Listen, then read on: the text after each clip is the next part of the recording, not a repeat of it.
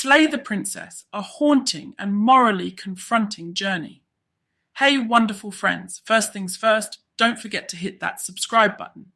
Prepare to embark on a chilling and thought-provoking adventure in Slay the Princess. This game doesn't hold back, it presents itself as a love story. But how can that be, with only 3 primary characters, including yourself, the narrator, and the princess you're tasked to kill? It seems impossible. Yet, by the end of the game, you'll find yourself agreeing with this unexpected assessment. The voice acting, featuring the talents of Jonathan Sims, the Magnus Archives podcast, and Nicole Goodnight, the No Sleep podcast, sets an intensely off-putting tone. Combined with Brandon Boone's haunting piano compositions, which seamlessly transition into dispiriting minor key melodies, the game's atmosphere becomes truly unsettling. As a fan of horror podcasts, I was thrilled to see such a talented cast involved.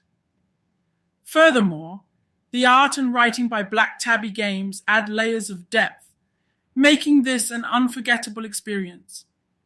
The premise is deceptively simple: slay the princess, save the world. The narrator is unwavering in this directive, allowing only limited exploration through questions.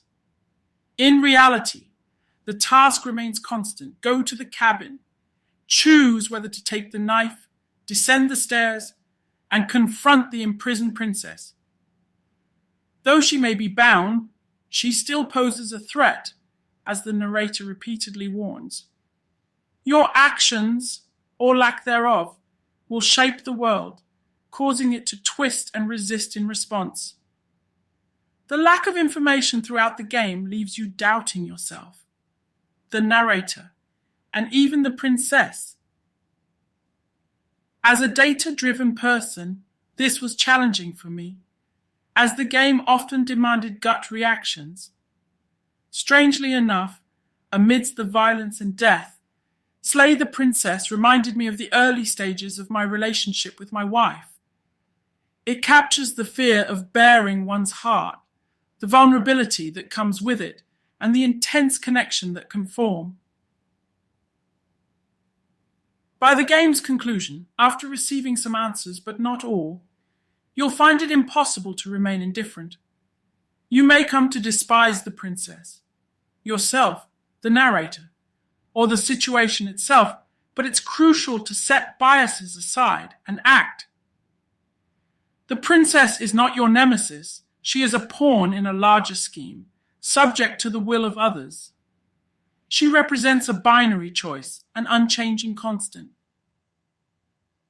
She fights for survival in a world that desires her demise. Can we blame her for her actions? Yet, if her death can save countless lives, is it justifiable to sacrifice her for the greater good? The weight of a single life becomes a recurring question. If the princess has been hidden away without anyone knowing, what value does her life hold? If her existence creates no social ripples and she has no impact on other beings, how does her life compare to the forces generated by every other living being? This question will haunt you throughout the game. As circumstances change, you'll be forced to reevaluate it with new evidence. In many ways, it's akin to the trolley problem, except that you're aware of whose life hangs in the balance each time. With each action or inaction, you'll gradually uncover more about the princess. How will this knowledge tip the scales for you? The writing in Slay the Princess is exceptionally sharp.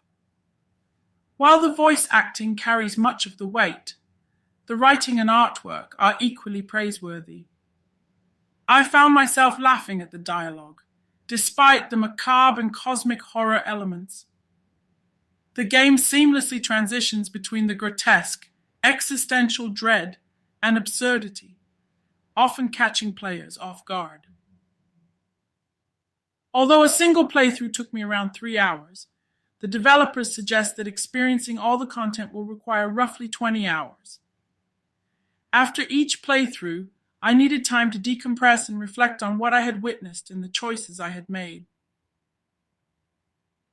As a believer in cognitive behavioral therapy, I often found myself pondering the decisions and examining what had changed to elicit different emotions each time. Slay the Princess will linger in your thoughts long after you've finished playing. Its blend of absurdity, darkness, and moral challenges sets it apart from other games. If you have an insatiable desire for something spooky and morally confronting, a game that will continue to occupy your mind for days, it is impossible not to wholeheartedly recommend Slay the Princess